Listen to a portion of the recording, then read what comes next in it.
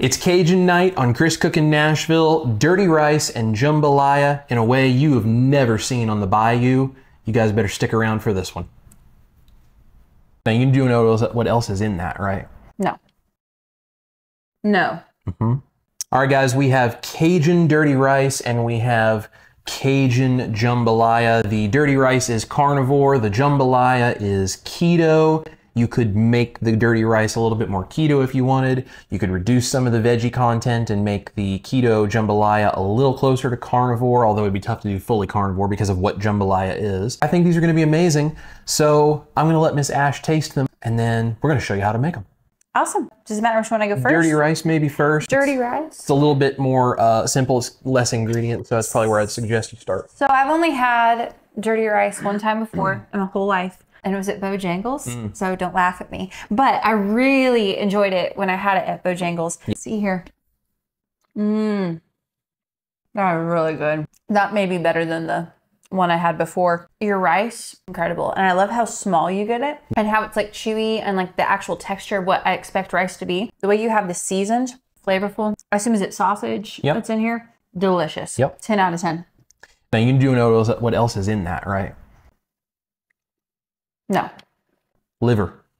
No. I hate liver. I know. I don't taste liver. I really was liking this dish. I can't stand liver. Not at all. I do not taste any liver in this dish. Yeah. I'm still eating it even though I know there's liver in it. Yeah. Honestly though, I know liver is super good for you, but I think a lot of people may be like me where it's like we don't care for it. I could eat a whole bowl of this rice with liver all in it then and I'd gladly eat it up. Cool way to get some liver in your diet then. Yeah, I guess so, because it's delicious. I mean, I don't taste it. There you go. Well, let's try the jambalaya and see if you like it as much or more. Okay, I can already tell I'm probably really gonna like this. It looks like something out of a magazine.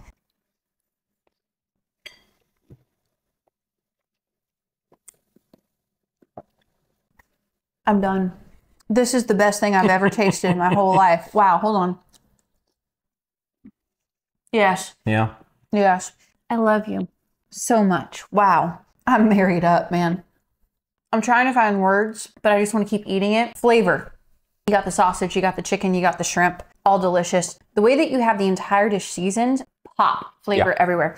I like the texture of your rice in this dish. I wasn't sure because you have so much in here. Yeah. And you also have clearly like that tomato-based liquid kind of a thing. Would the rice get soggy? It's not soggy. It's still like soft and very edible and chewable and easy, easy to eat. It's enjoyable. So you can just put more of this on my plate and we'll be good. This is probably one of the best things you've ever made. I'm very happy. This is awesome. All right, y'all. She loves the dirty rice. She absolutely adores the jambalaya. Got her to eat some liver and actually like liver. Let me show you guys how you can put Cajun food back on the menu, make some carnivore dirty rice, and some keto jambalaya for you and your family.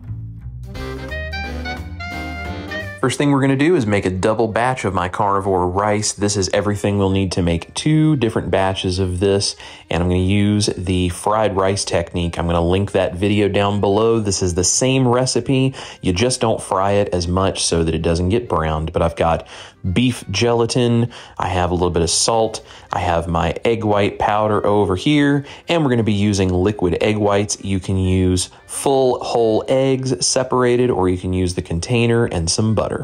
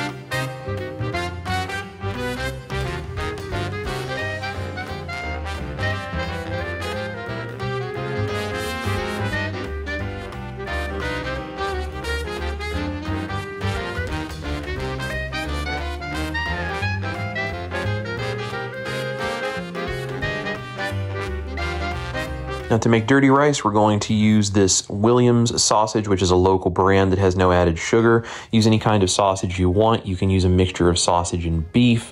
You can use no sausage and all beef. It's really up to you, but I like using this pork sausage. We're just gonna fry this up till it's brown. I will put this meat masher down below. It's a great tool in the kitchen.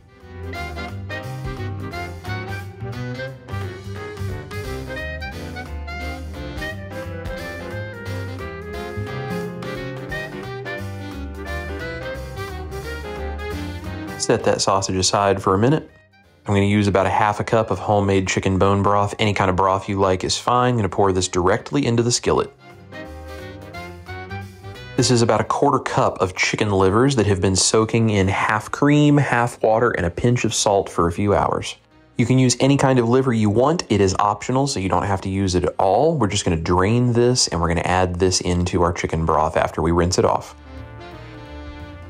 We're just going to cook our livers for several minutes in this simmering chicken broth until they are cooked through, and then these are going to go back into our food processor with the chicken broth. Now, the liver is optional, but it is a great flavor, and it's a cool thing if you don't like liver to try this and see if it's a great way to add it into your diet. Now we're going to fully liquefy this liver and chicken broth together.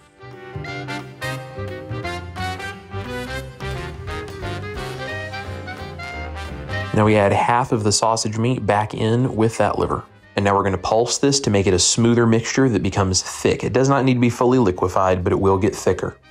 As always, seasonings are optional, but I'm going to use white pepper, about a teaspoon, 1 teaspoon of onion powder, 1 teaspoon of garlic powder, and 1 teaspoon of dried thyme.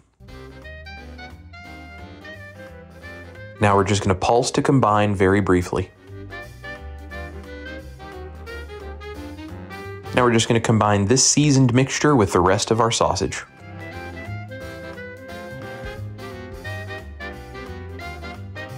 Now I'm just going to add a teaspoon of lard to a hot skillet over a medium heat, and we'll put our rice together.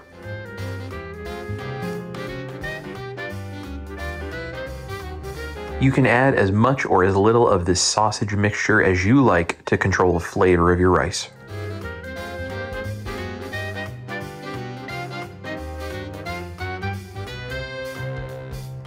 Also, make sure to taste for seasoning and add salt if you think it's necessary.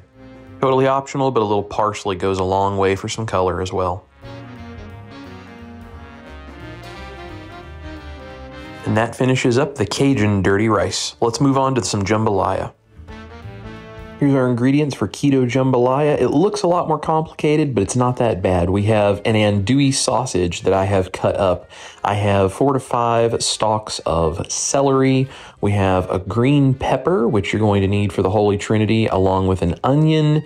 And then we have some fresh garlic. And I also have some fresh okra. This is one of 2 options of how you can thicken this. This is probably my favorite. I'm actually going to be using both options, but some fresh okra is a great way to do this. I also have some tomato paste. Find the lowest sugar version you can. I have about a half of a cup of shrimp. You can use more or less. 2 to 3 chicken thighs that have been trimmed and cut up into pieces. I have my chicken bone broth here. We're going to need about 3/4 of a cup. This is 1 can of diced tomatoes. Again, the lowest sugar you can find. I'm going to use some hot sauce. That's optional, but whatever you like. And then this is the other option for thickening. This is gumbo filet, which is ground sassafras leaves.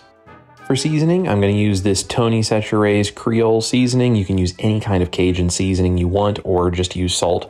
I also have some olive oil, and I have some black pepper. Now let me show you the proper order to put together our keto jambalaya. You need a large pot, or a Dutch oven is even better, and we're going to heat this up to a medium-high heat.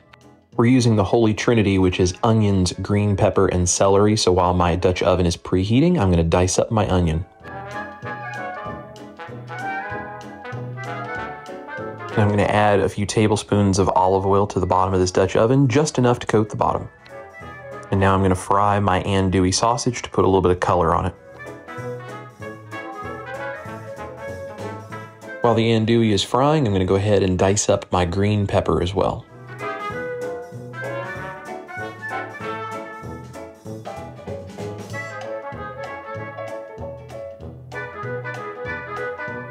Next, I'll dice up the celery hearts.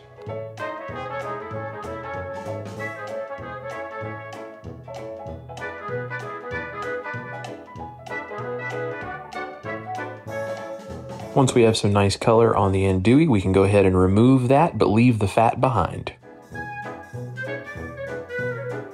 Here's the holy trinity of Cajun cooking: onions, green pepper, and celery, all diced up in equal amounts. We're going to put that into the pan with all of that hot fat.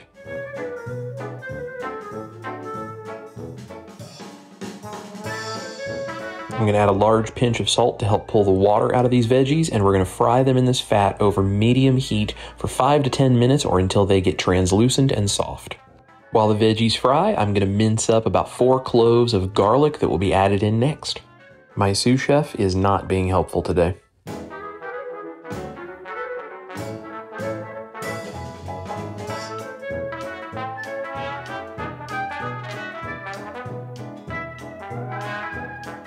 While I'm waiting for the veggies to finish up softening, I'm just going to slice up my okra into rounds. On the fly, I also decided to add a couple of teaspoons of thyme directly in with these veggies to begin softening.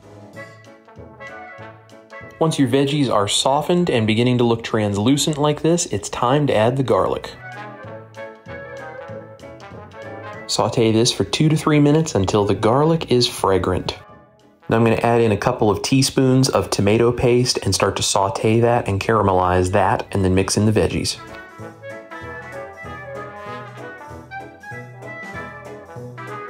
Next, we're going to add in a can of diced tomatoes with the juice. Make sure to look for no added sugar on that label. Stir this to combine and cook for 2 to 3 minutes until the juice starts to thicken down. I'm going to add in about a teaspoon of this Tony Chachere. You can always add more later. After a couple of minutes, we'll go ahead and add our okra as well. And when food hits the floor, look who decides to show up. Now we're going to add a couple of teaspoons of hot sauce, totally optional, but I really like it. After a few more minutes, the extra liquid has cooked away. We can go ahead and add our 3/4 cup of chicken broth. Now we can add our cut up chicken thighs, and we're also going to season them with some Tony Chacheres. It's much easier to season a little each time you add new ingredients rather than try to season all at once. Bring this back up to a simmer, cook 5 to 7 minutes or until the chicken is done through. At this point, I'm going to sprinkle in a couple teaspoons of this pure ground gumbo filet powder. It's ground sassafras leaves. It's going to help thicken this. You could use more okra. You could use no okra and extra gumbo filet powder. It's entirely up to you. You can see with that filet powder, this is becoming thick and beautiful. Now we can add back in our andouille sausage. At this point, you want to taste and correct the seasoning. So if it needs more salt, more Tony Chacheres, whatever you want, correct it now. And at this point, I'm going to add about a teaspoon of fresh ground black pepper as well. Now we're going to add our shrimp, cook them until they curl up and turn pink and are just done through. Once the shrimp are done, it's ready for some rice.